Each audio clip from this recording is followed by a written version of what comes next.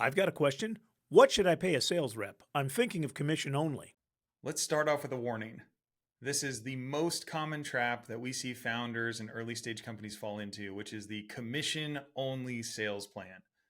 Because we believe that salespeople should be talented enough to sell our product, in fact, that's the function that they serve in the business, we think, well, then they should be able to be on a commission only plan because they'll eat what they kill. They'll earn the right to make money here, and the sky's the limit. We won't cap them, we'll give them unlimited opportunities.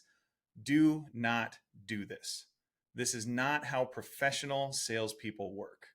In most cases, those are plans given to sales professionals who are starting out their career or who are willing to sacrifice more. You want someone who can do the job and do it well. A commission-only sales plan does not attract the right talent for you.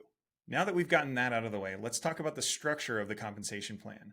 A popular option for sales teams is the 50-50 base to commission ratio. Of the total potential realistic earnings for that salesperson, half is in base salary and half is in commissions. Now, the key here is that you have to be honest and transparent.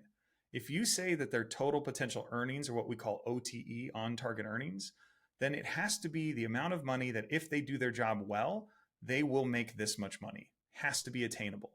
Way too often we see that companies are willing to suggest a very high on-target earning, but have no plan for the sales rep to actually achieve that amount of money. This leads to severe frustration, high churn on your sales team, and ultimately is way more costly than just putting the right person in place with a realistic earning potential. Also consider that overly complex plans benefit no one.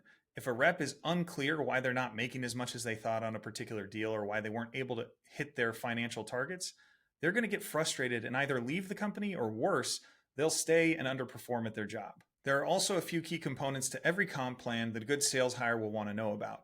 Number one is incentives and accelerators. How do they make more money than the plan accounts for if they're successful?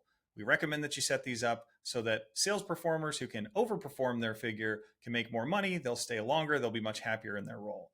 Clawbacks.